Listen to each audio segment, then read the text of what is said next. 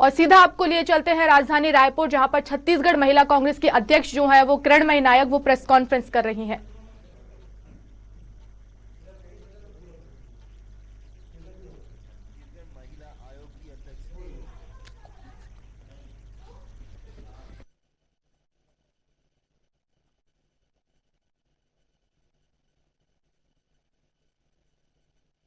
आज हमारा 20वां स्थापना दिवस है। आज की तारीख में ही 2001 में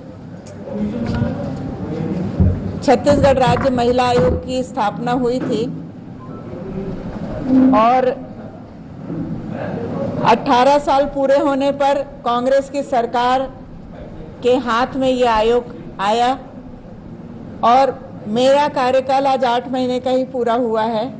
इस 8 महीने में लगभग 1.5 महीना हम लॉकडाउन के ऑफिसेस बंद थे, तो हमने इन 6 महीनों में क्या क्या काम किया है और क्या क्या उपलब्धियां हमने महिला आयोग की तरफ से हासिल की है, एक समरी आप लोगों को हम देने की कोशिश कर रहे हैं। और इसके माध्यम से हम ये चाह रहे हैं, पीछे आप लोग, इसके माध्यम से हमारी कोशिश ये है कि आप लोगों के माध्यम से ये पूरा समाचार छत्तीसगढ़ की हर महिला तक पहुंचे और महिलाओं में एक उत्साह हो और उनका डर समाप्त हो। हमारी कोशिश, पूरा फोकस इस चीज पर है, महिलाओं को सशक्त बनाने की दिशा में और महिलाओं को निर्भीक करने की दिशा में हम लोग काम कर रहे हैं। तो ये आप सबको बताते हुए मुझे बहुत खुशी है कि 31 जुलाई को जब मैं एनसीडब्ल्यू की कॉन्फ्रेंस में गई थी तो वहां जाकर मुझे पता चला कि जो लॉकडाउन में सारे राज्य कोई सैनिटरी नैपकिन बांट रहे हैं, कोई मास्क बांट रहे हैं, कोई खाना बांट रहे हैं, पर उस दौरान में हमने क्या किया, क्योंकि हमसे पूछा गया था कि लॉकडाउन में आपने क्या किया महिला आयोग से, पूरे आंकड़े भेज दिए थे और हमारा आंकड़ा कि न केवल हाईएस्ट था बल्कि यूनिक था, क्योंकि पूरे लॉकडाउन में पिछले 1 साल में कोरोना के दौरान पूरे देश में किसी भी महिला आयोग ने जन सुनवाई नहीं की थी। महिलाओं के मामलों का निराकरण किसी भी महिला आयोग ने नहीं किया था और वो भी हमने इतनी तादाद में किया जिसको लेकर के हमें अप्रिसिएशन मिला था और उसका सर्टिफिकेशन भी हमें मिला था और अन्य राज्य के महिला आयोगों को उसकी हमसे सीख लेने के लिए भी उन्होंने सलाह दी थी। तो मैंने समरी में आपके लिए आंकड़े दिए हैं कि रायपुर जिला में सर्वाधिक मामले हमारे केसेस, तो हमने रायपुर में अब तक 21 जन सुनवाइयाँ कर ली है कल तारीख तक के, और 25 को हमारी फिर जन सुनवाई है। और इसमें रायपुर में अकेले 409 प्रकरण थे जिनमें से 83 पे पूरा फैसला हो चुका है।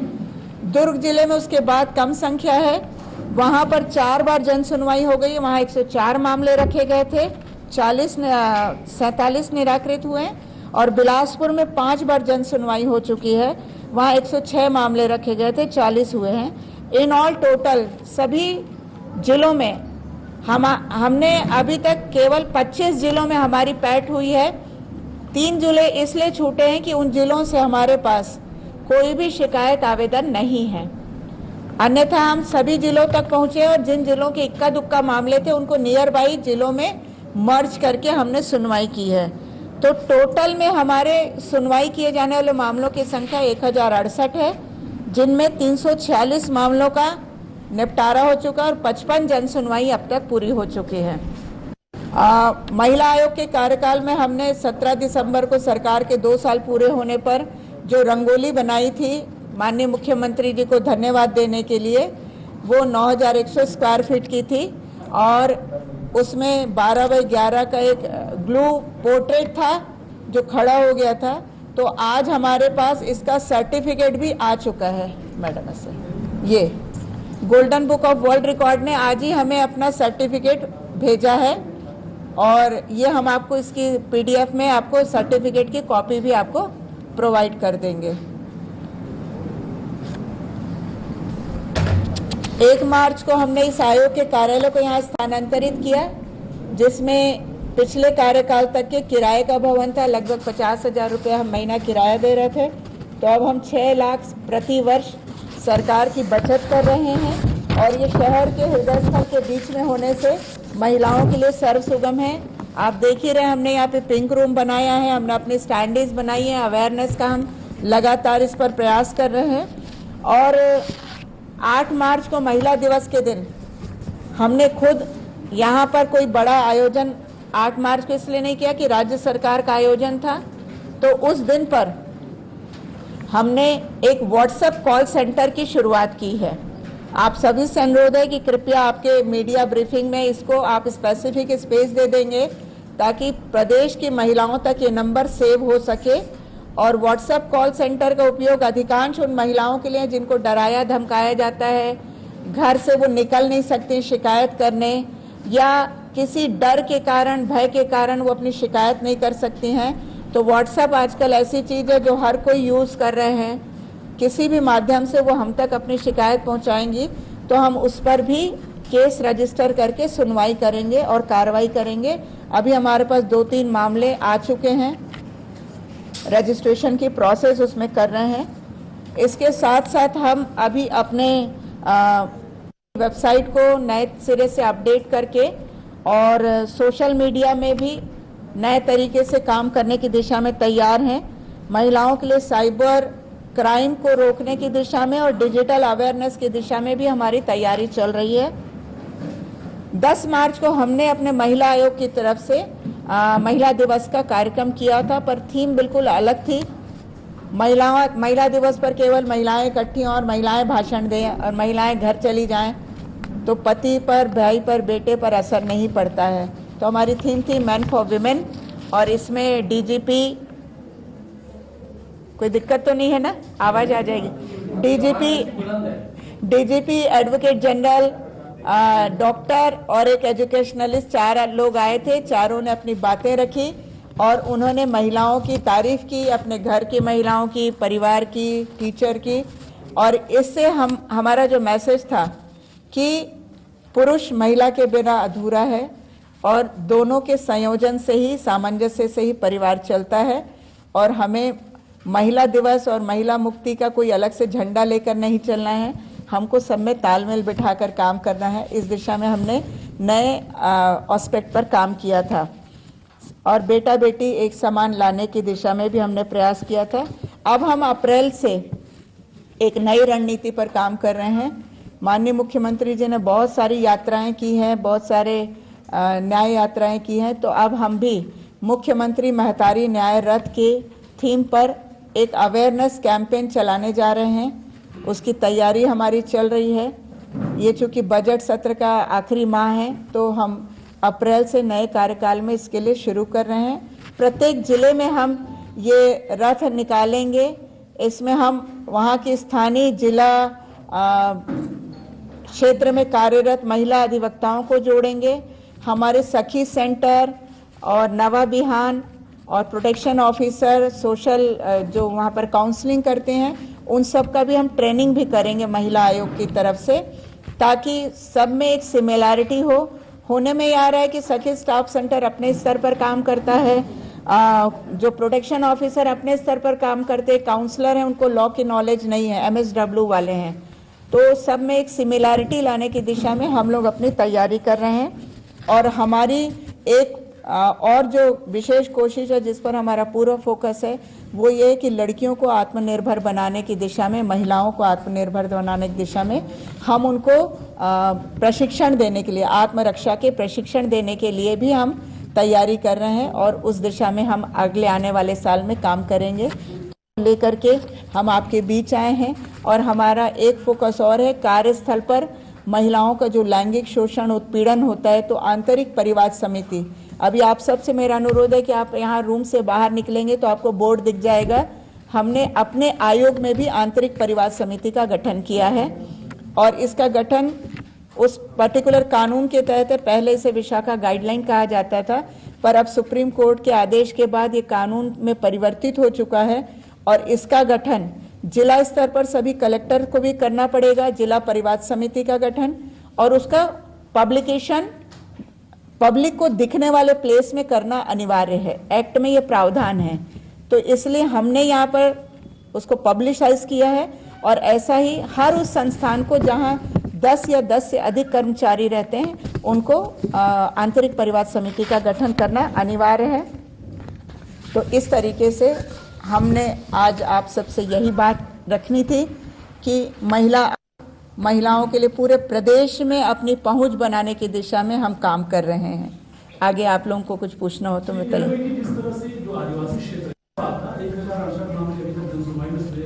किस तरह के मामले ज्यादा आ रहे हैं आपको लगता है, घरेलू हिंसा या फिर नहीं, हमारे पास सभी तरह के, मतलब मैं आपको ये बताऊं कि हमारे पास जो मामले रजिस्टर होते हैं महिला आयोग में वो 21 कैटेगरी है।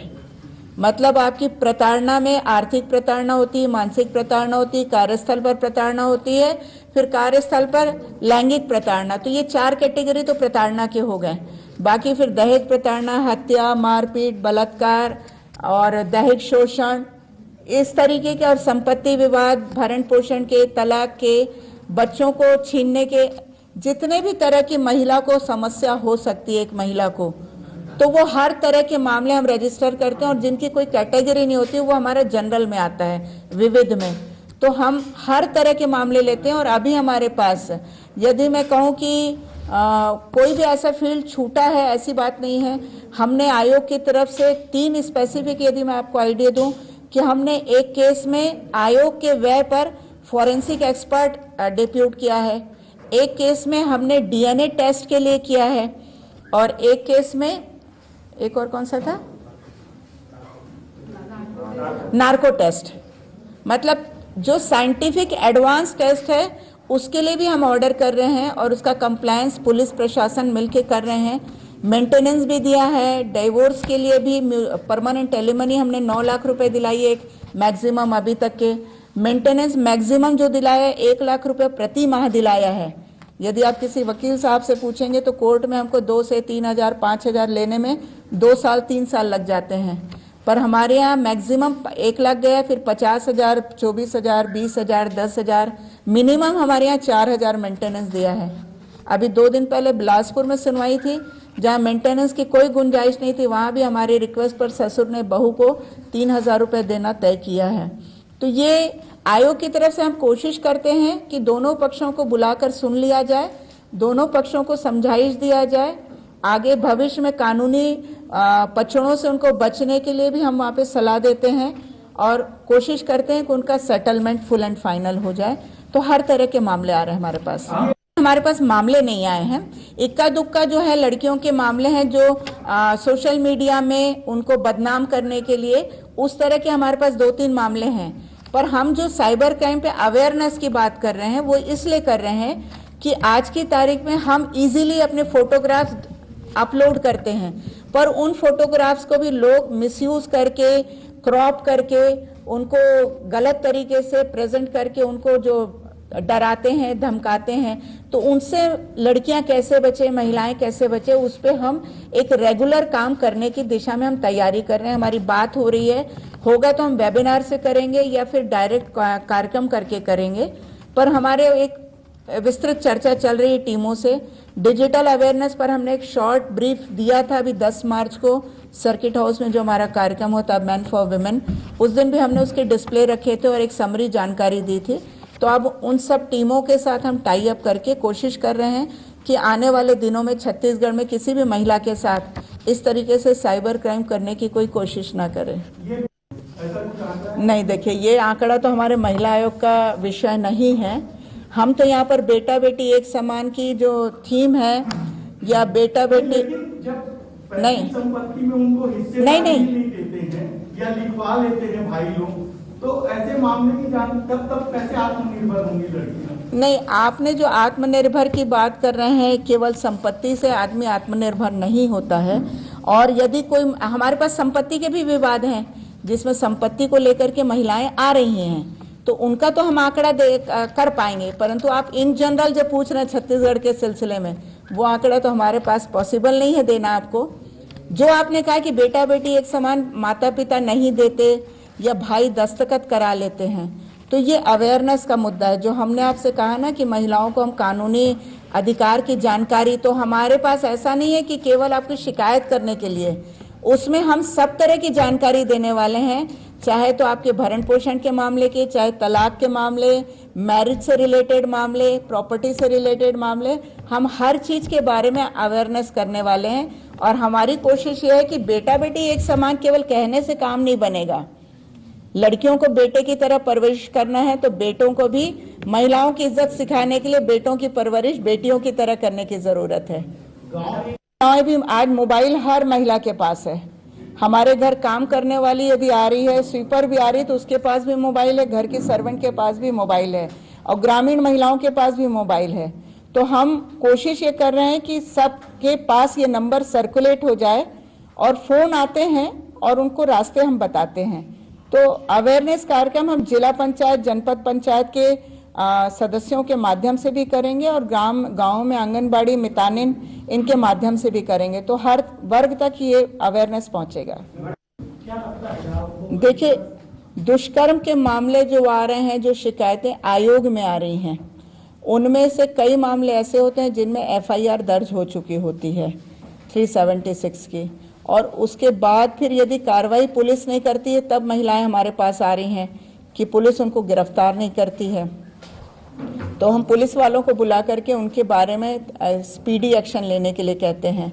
और बाकी जो दुष्कर्म के मामले हैं, ऐसी संख्या उनकी नहीं है कि पुलिस कार्रवाई नहीं कर रही, ऐसी शिकायतें बहुत कम हैं। जनरली दुष्कर्म के मामले उन मामलों में आ रहे हैं जहां पर रजामंदी से रहने के बाद में और फिर उसकी रिपोर्ट होती है। इस तरीके के मामले 3-4 हमारे आयोग में आए हैं। मैडम, ये हाँ। कौन से ज्यादा मामले थे जिस पर महिला आयोग को विशेष रूप से पहल करने की जरूरत आपको लगेगी? ऐसा यदि आप बोलेंगे कि किसी पर विशेष पहल, तो विशेष पहल तो सभी में करनी पड़ती है, क्योंकि कोई भी मामला यदि हम आप एक आध दिन, आप लोग चाहते हैं कि आप एक दिन बैठ के पूरी कार्रवाई हमारी देखें, आप में से जिनके पास भी समय हो, तो हम जब रायपुर में करते हैं तो आप बैठ के देखें तो आपको लगेगा कि हम हर केस पर उतनी ही मेहनत करते हैं। और हमारी कोशिश होती है कि यदि दोनों पक्ष राजी हो जाएं तो उसका परमानेंट सॉल्यूशन निकाल दिया जाए। उसको हम लिंगर ऑन करने की दिशा में नहीं प्रयास करते, हम टालने की दिशा में प्रयास नहीं करते, हम उसको पूरा खत्म करने की कोशिश करते। कितनी शिकायतें हैं? ऐसा मुश्किल से 1-2 मामले हैं, उससे ज्यादा नहीं है मामले। मुख्यमंत्री महतारी न्याय पर ये अपनी तरीके का एक नया प्रयोग है। चुनाव के रथ यात्राएं निकलती है, महिलाओं के लिए पहली बार यात्रा चल रही है, क्या कुछ खास रहेगा महिलाओं के लिए, और किन किन पहलुओं पर इस पर बात होगी? नहीं, देखिए, अभी जितने हमने अभी आपको स्टैंडी दिख रही है यहाँ पे, ये हमने हर एक्ट को लेकर के, जो महिलाओं से संबंधित एक्ट है उसका भी जनरल हमने दिया है। महिलाओं को सबसे बड़ी प्रॉब्लम क्या होती है कि FIR दर्ज करें तो कैसे करें, वहां जाने पर हमारे राइट क्या होते हैं, हमको क्या चीजें मालूम होनी चाहिए, आयोग में आना है तो कैसे कार्रवाई करें। तो ये सारी बेसिक नॉलेज जो है यदि किसी महिला को दे दिया जाए तो मुझे लगता है कि ये उसके लिए काफी हेल्पफुल होता है। और फिर एक महिला को हम ट्रेन करते हैं तो वो इस बात की चर्चा निरंतर अपने लोगों से करेगी कि मैंने ये ट्रेनिंग लिया तो मुझे फायदा हुआ, और वो किसी पीड़ित महिला की मदद कर सकती है। तो ये हमारी कोशिश है। तो हम इसका भी, अब मेन क्या, हमारे आयोग में बहुत ज्यादा बजट प्रावधान नहीं है, तो हम इसके लिए अपने सोर्सेज, अपने हाथ पांव फैला रहे हैं।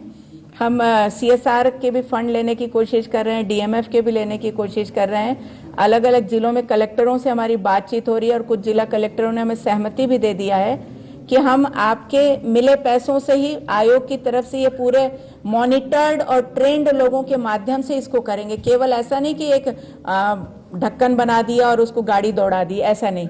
उसके साथ बाकायदा टीम रहेगी, और वो टीमें जाएंगी और स्पॉट पर लोकेट करा के लोगों को ट्रेन किया जाएगा। होता है, नहीं होता है, बहुत मामले ऐसे भी हैं। आपको अभी आपको मैं एक उदाहरण के लिए बता दे रही हूँ, उसका मैं नाम नहीं लूंगी, अब जगह का नाम नहीं बताऊंगी आपको। इंटरेस्टिंग है वो मामला, झूठी है शिकायत इसके हिसाब से, क्योंकि अभी उसमें फाइनल डिस्पोजल नहीं हुआ, रिपोर्ट नहीं आई है। तो एक लड़की हमारे पास शिकायत किया उसने कि मेरा पति टॉर्चर करता है। हमने केस रजिस्टर किया, हम उस जिले में सुनवाई के लिए गए, और हमने जब बोला उसके पति को, क्यों भाई तुम इसको क्यों टॉर्चर कर रहे हो, तो उसने कहा कि मैं तो मेरे खिलाफ रिपोर्ट लिखा चुकी है, 498 है, मैं जमानत पर छूटा अपने माँ बाप के साथ, और ये तो मेरी पत्नी नहीं है, अब आप क्या करेंगे और मैं क्या करूंगी, क्योंकि रिपोर्ट तभी होगी 498 है जब पत्नी है। मैंने कहा क्या प्रूफ है तुम्हारे पास? तो बोला मैडम मैं जिंदा सबूत लाया हूँ। ये मेरे लिए दूसरा शौक था। फिर वो उसने उसके पहले पति को खड़ा कर दिया मेरे सामने। अब पूरी सुनवाई में 200 लोग बैठे हैं, इतना बड़ा हॉल है, पूरा मीडिया था उसके सामने, सारी बातें हो रही थी। तो मैंने कहा कि देखो झूठ मत बोले यहाँ पे। बोला नहीं मैडम सारे प्रूफ है मेरे पास, ये देखिए उसका आधार कार्ड, ये उसका राशन कार्ड, ये उसका वोटर आईडी कार्ड, ये वोटर आईडी मतलब मतदाता सूची में उसका नाम, और सब में उसके नाम के सामने पति में पहले पति का नाम लिखा था। तो मुझे लगा, फिर मैंने उस लड़की से पूछा तो वो लड़की बोलती मैडम मैं इसके साथ 3 साल रही जरूर, पर मैंने इससे शादी नहीं की। तो मैंने कहा कैसे बोल रही है? मैडम मैं तो लिव इन में रहती थी, अब बताइए मैं क्या करूं। तो फिर उसके बाद उसके पहले पति और दूसरे पति ने कहा कि मैडम इसका आधार कार्ड मांगिए जो उसके पास है। तो मैंने कहा निकालो भाई तुम्हारा आधार कार्ड। तो वो इतने स्मार्ट थी लेडी कि आधार कार्ड तो उसने वही रखा, उसने उसमें चेंज करा लिया, और फिर दूसरे पति का नाम नहीं डाला, उसने अपने पापा का नाम करा लिया, डॉटर ऑफ। तो उन लोग बोले मैडम ये भाग जाएगी, अब सुनवाई में पकड़ आ गई है, तो आप इस मामले को पुलिस को हैंडओवर करिए। तो दोनों पतियों ने कहा, तो हमने वहां की महिला सेल को दिया और उनके सारे कागजात जब्त करके दिया और उनका ले जाओ इनको, पहले आप सबके गवाह लो और हमें रिपोर्ट पेश करो। तो अभी वो मामला अंडर प्रोसीडिंग है, रिपोर्ट आई नहीं हमारे पास। तो ये मतलब हमारे लिए भी बहुत शॉकिंग था ये मैटर। लड़के लोगों की तो बहुत शिकायत आती कि दूसरी शादी कर लिया, बिना तलाक लिए शादी किया है, परंतु महिला भी इतना बोल्ड स्टेप ले सकती है, पहली बार देखने मिला है। लॉकडाउन में जिस तरीके की बात आप कर रहे हैं पूरे देश में, इस तरीके से स्पेसिफिक घरेलू हिंसा के मामले हमारे यहाँ नहीं है, ऐसे नहीं है। हमारे पास घरेलू हिंसा के जनरल मामले हैं जो लोगों के बीच होता है, पर लॉकडाउन के कारण जो घरेलू हिंसा है उस तरीके का एक भी मामला नहीं है, ये मैं कह सकती हूँ। हाँ नहीं वो घरेलू हिंसा के मामले वही आए जहाँ पे मियाँ बीबी के बीच में डिवोर्स के मामले थे, मेंटेनेंस नहीं देने के मामले थे, या घर से निकाल देने के मामले थे आपसी अंडरस्टैंडिंग से। पर किसी भी क्योंकि मैं सारी एप्लीकेशंस पढ़ती हूँ रजिस्ट्रेशन के पहले, तो स्पेसिफिक घरेलू हिंसा में हस्बैंड के घर बैठने के कारण घरेलू हिंसा का एक भी एप्लीकेशन हमारे यहाँ नहीं है।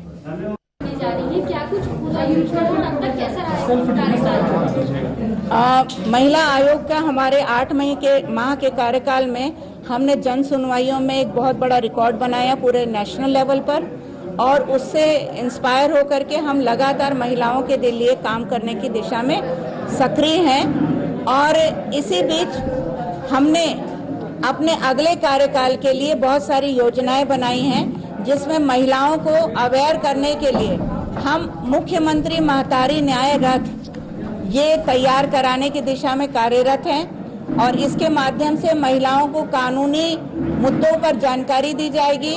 प्रत्येक जिले की महिला अधिवक्ताओं के माध्यम से टीम तैयार करके ट्रेनिंग दे करके प्रत्येक जिले में इस रथ को भेजा जाएगा, और उन जिले के कलेक्टर से, जिला पंचायत से संपर्क करके उस जिले के ही लोगों के माध्यम से इस पूरे रथ का संचालन किया जाएगा। हम पूरे प्रदेश में लड़कियों के लिए, महिलाओं के लिए आत्मरक्षा की ट्रेनिंग देने की दिशा में उनको आत्मरक्षा के प्रशिक्षण देने की कार्यशाला भी करेंगे, जो साथ ही साथ करने की हमारी तैयारी है। साथ ही हम साइबर क्राइम पर अवेयरनेस और डिजिटल अवेयरनेस की दिशा में भी कार्यरत रहेंगे, और यही हमारी अगले साल के लिए रूपरेखा और कार्य योजना है। महिलाओं को देखिए क्या है, निर्भया कांड के बाद से ये देखने में आ रहा है कि महिलाओं को, लड़कियों को, बालिकाओं को ट्रेंड करना जरूरी है, और हम उसी के लिए पूरी तैयारी कर रहे हैं, ताकि हमारे छत्तीसगढ़ में किसी भी तरीके से महिलाओं के प्रति होने वाले अपराधों को रोका जा सके, और महिलाओं को, लड़कियों को सशक्त बना करके ही इसको पूरा किया जा सकता है। तो अब महिला आयोग की एक नई भूमिका चालू होगी। जन सुनवाई तो हमारा एक पार्ट रहेगा, पर हम अवेयरनेस और ट्रेनिंग के माध्यम से पूरे प्रदेश में अपने कार्यों का विस्तार करेंगे।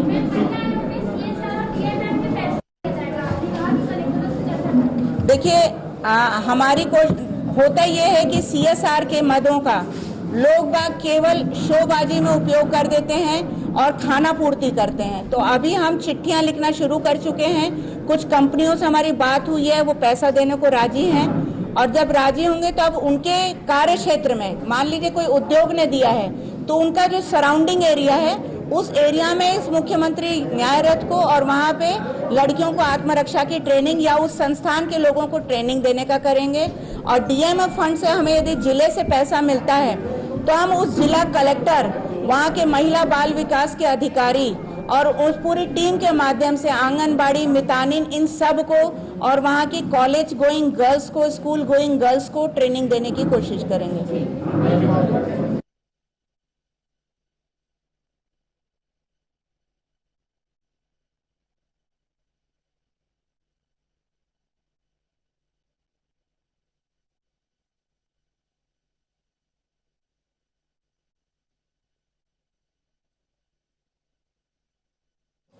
और इसके माध्यम से